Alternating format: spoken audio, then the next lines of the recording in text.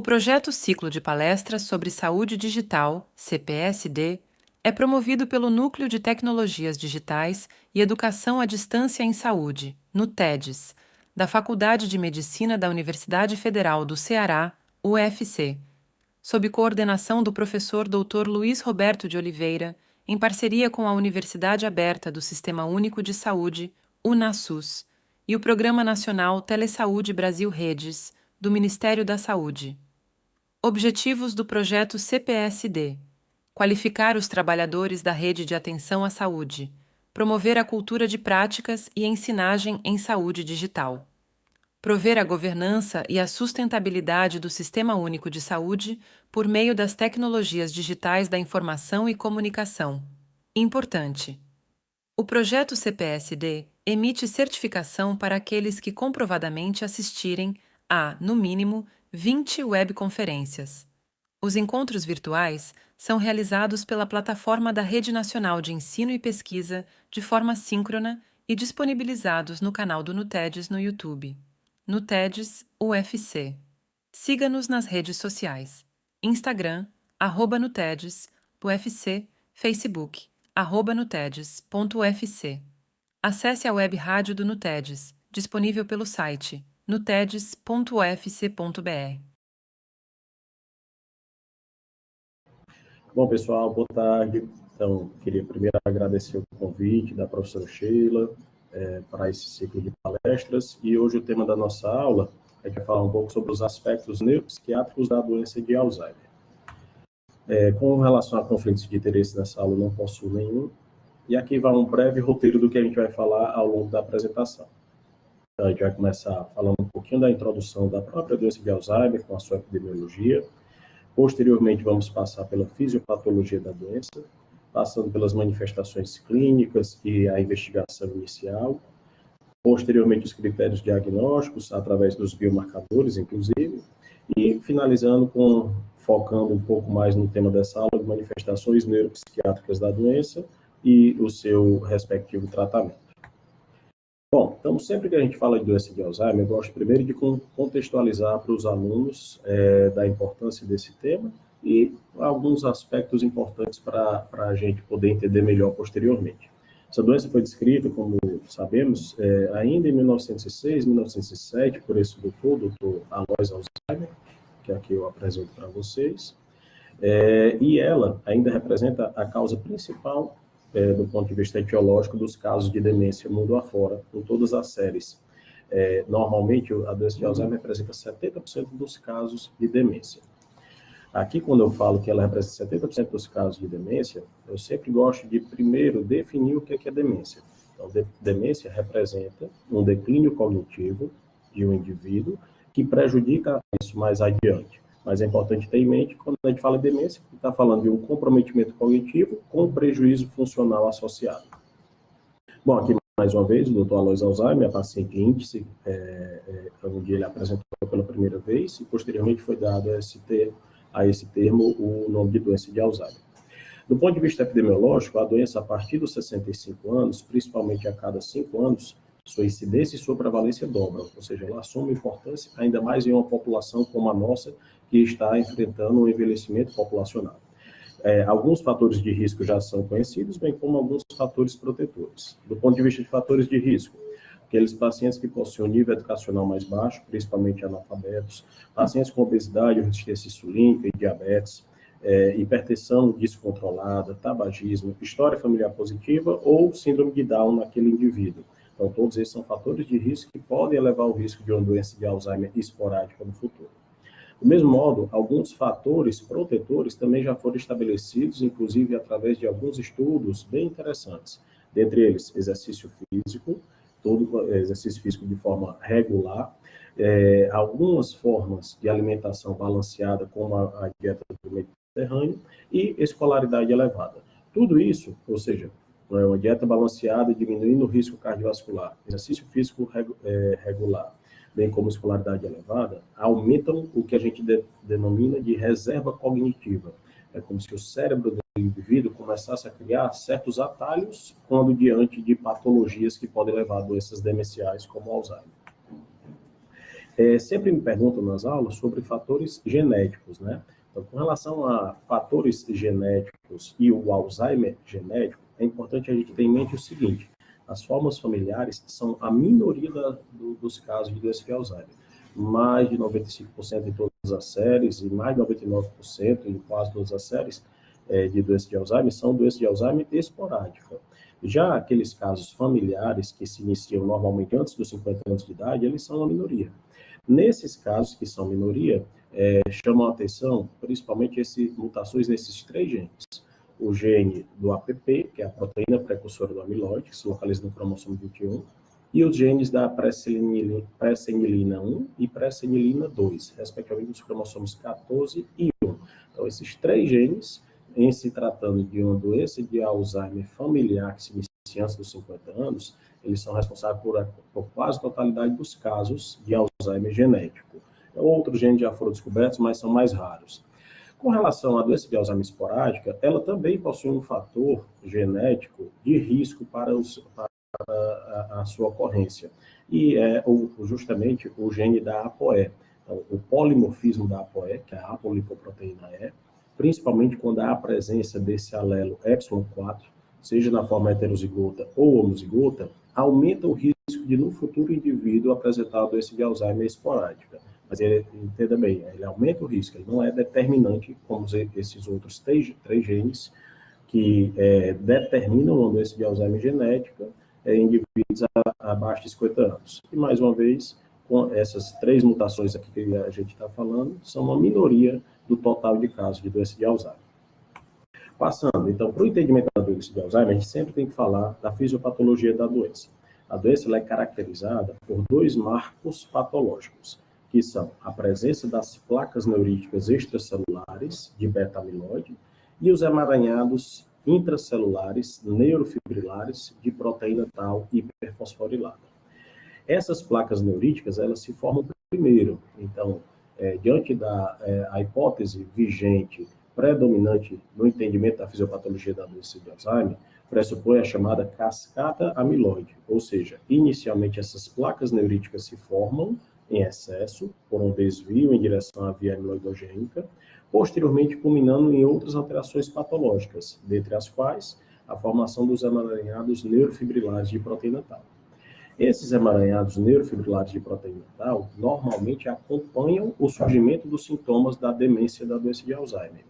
E eles acarretam um prejuízo no transporte axonal dos neurônios, de modo que isso acarreta, por sua vez, uma disfunção sináptica, morte neuronal e atrofia cerebral, a chamada neurodegeneração.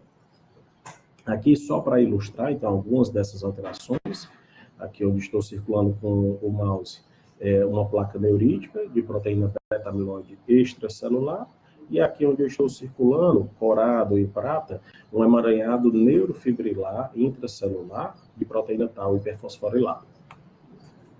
Bom, então a assinatura patológica da doença, vocês já compreenderam que envolve esse depósito extracelular de proteína beta-amiloide e o depósito intracelular de emaranhados neurofibrilares de proteína tau hiperfosforilada. Posteriormente decorre a neurodegeneração, caracterizada pela perda sináptica e morte neuronal com atrofia. Importante a gente saber que esse processo fisiopatológico todo se inicia décadas antes do aparecimento dos sintomas. Existem alguns modelos consagrados na literatura, esse que é um modelo de 2010, onde ele demonstra bem, em vermelho, o acúmulo inicial da proteína beta-amiloide, anos depois, que se inicia por cerca de 20 até 25 anos antes do aparecimento dos sintomas, anos depois, cerca de 10 a 15 anos antes do aparecimento dos sintomas, começa a haver aquele acúmulo de proteína tau hiperfosforilada nos emaranhados neurofibrilares, culminando cerca de 5 a 10 anos antes do aparecimento dos sintomas na neurodegeneração. E aí advêm os sintomas, inicialmente na forma desse MCI, que é o CCL, o comprometimento cognitivo leve, posteriormente culminando na fase demencial da doença de Alzheimer com a perda de funcionalidade, simbolizada aqui por essa última linha verde. Bom, e com relação aos sintomas clínicos, né, as manifestações da doença de Alzheimer, sempre importante ter em mente, quando você vai se deparar com um paciente com uma provável doença de Alzheimer, o familiar vai trazer para você uma história de uma doença com curso progressivo e insidioso, ou seja, ele não vai falar a respeito de uma evolução em semanas ou poucos meses. ele vai realmente relatar, por mais que ele não fale espontaneamente, quando você questioná-lo, aí sim ele vai se lembrar que realmente aquele quadro cognitivo se iniciou já por volta de ano ou anos, né? Então, e com uma progressão lentamente progressiva. A apresentação típica da doença é a apresentação amnéstica, ou seja, o indivíduo tem um déficit inicial de uma memória recente, episódica, que é a mesma memória autobiográfica, de modo que o paciente passa a se tornar repetitivo. Então, a história trazida pelo familiar aqui, doutor, ele repete várias vezes a mesma conversa diariamente, ou faz a mesma pergunta de forma repetida. Fora esse tipo de memória, uma outra memória afetada nesse paciente é a memória de trabalho, que, na verdade, é uma função executiva do nosso cérebro, ou seja, a capacidade de organizar, planejar e executar uma tarefa. Então, o indivíduo passa a se confundir, a usar, por exemplo, um cartão de crédito, um controle remoto, celular. E, por último, outra memória que é afetada, após essa memória episódica, inicialmente, é a memória semântica, que é a memória de conhecimento de mundo, ou seja, o indivíduo passa a ter dificuldade com relação a conhecimentos que antes ele possuía, com relação à capital de um país, por exemplo, certo? Ou outros conhecimentos que ao longo da vida ele aprendeu. Fora isso, fora essa apresentação amnéstica, a doença de Alzheimer pode cursar com apresentações atípicas, dentre as quais as principais são a disfunção executiva, a afasia logopêdica e a apresentação visoespacial ou atrofia cortical posterior.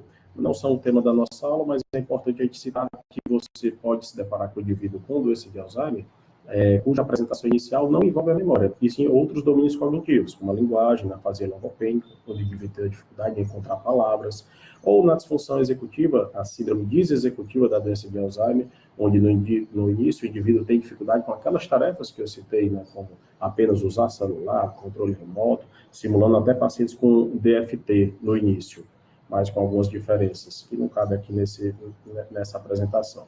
E alguns indivíduos têm essa apresentação visoespacial, onde se iniciam com prejuízo visoespacial, às vezes de se localizar, se perdendo bastante no início, e com outros sintomas que também caberiam em outra apresentação. Mas apenas para vocês saberem, nem todo paciente de doença de Alzheimer vai iniciar com a queixa de memória. Apresentações atípicas também são possíveis, e por ser uma doença frequente, também são frequentes na nossa prática clínica. Bom, e quando a gente suspeita, então, de uma doença de Alzheimer, como é que eu inicio a avaliação desse indivíduo? Então, eu inicio aplicando testes de rastreio cognitivo, os quais precisam ser de uma rápida e fácil aplicação e ter uma boa acurácia. O mais difundido de todos é o mini exame do estado mental. Em uma população com escolaridade mais elevada, existem outras baterias, como o MoCA, que apresenta, inclusive, a maior sensibilidade para os casos pré-demência, como o CCL, né, que é o comprometimento cognitivo leve. Em casos duvidosos, a avaliação neuropsicológica com um profissional específico, um neuropsicólogo, auxilia bastante nesses casos. Bom, mas como eu falei anteriormente, o que diferencia uma demência de um comprometimento cognitivo leve é justamente o prejuízo da funcionalidade. Então, é fundamental em todo paciente com suspeita de um quadro demencial e especificamente a doença de Alzheimer, a gente avaliar a funcionalidade desse indivíduo. Ou seja, a gente tem que saber como é que tem ajuda. Então, é normal na consulta o familiar já trazer, doutor, ele está precisando de ajuda para coisas que antes ele não precisava, desde coisas mais complicadas, que são, no caso, as atividades instrumentais da vida diária, como pagar uma conta, dirigir, ir sozinho de um local a outro, até atividades mais básicas da vida diária, né, como tomar as próprias medicações ou cozinhar, por exemplo.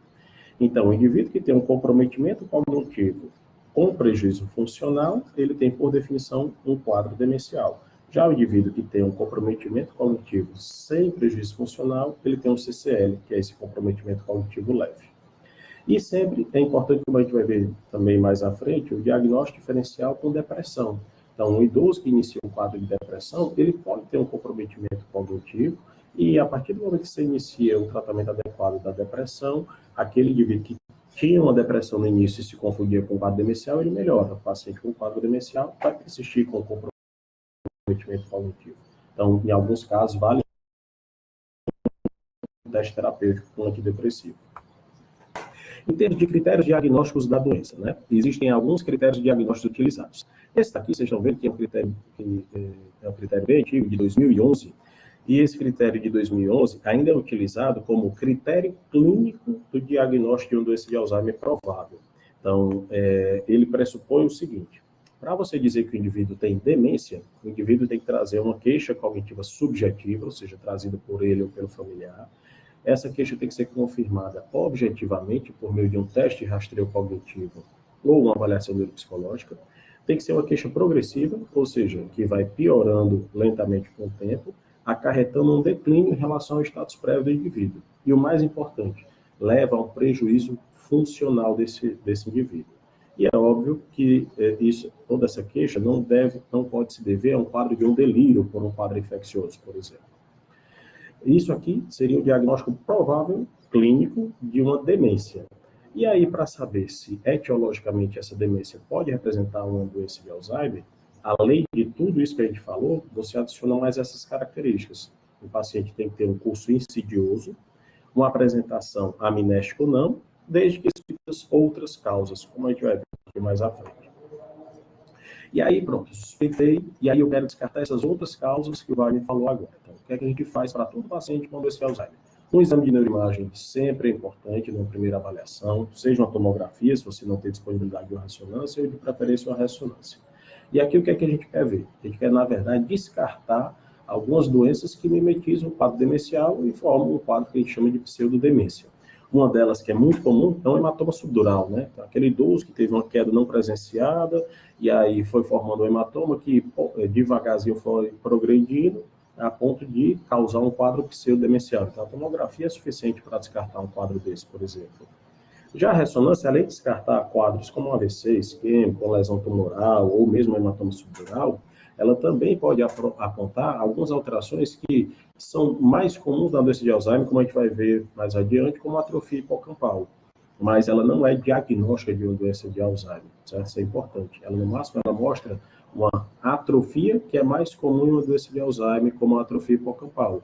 No caso, ela apenas mostra a neurodegeneração causada pela doença de Alzheimer. Além disso, exames laboratoriais fazem parte da rotina de uma suspeita inicial de uma doença demencial, como a doença de Alzheimer. Então, exames de funções tireoidiana, hepática, renal, eletrólise, vitamina B12, VDRL, fazem parte da rotina. E é importante a gente avaliar em todos os pacientes para a gente retirar qualquer fator confundidor para o nosso diagnóstico final de uma doença de Alzheimer provável. Porém, ao longo dos anos, os autores já chamavam a atenção para a possibilidade da utilização de biomarcadores, tanto daquela amiloidogênese, ou seja, biomarcadores daquelas placas beta-amiloide que eu falei antes, como também biomarcadores dos emaranhados neurofibrilares da proteína tau. Biomarcadores esses que poderiam ser examinados através de exame de imagem, ou através do LIPO, ou mais recentemente, ainda carecendo de validação clínica para a prática clínica, de biomarcadores no plasma.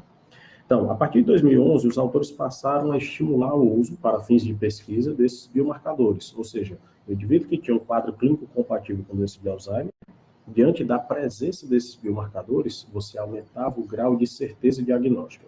Então, em 2018, essa força-tarefa formada pela Associação de Alzheimer estimulou, então, para fins de pesquisa, o uso desses biomarcadores, tentando trazer uma definição biológica para a doença, dissociando-se, então, daquela definição clínica patológica, e sim buscando uma definição mais biológica da doença.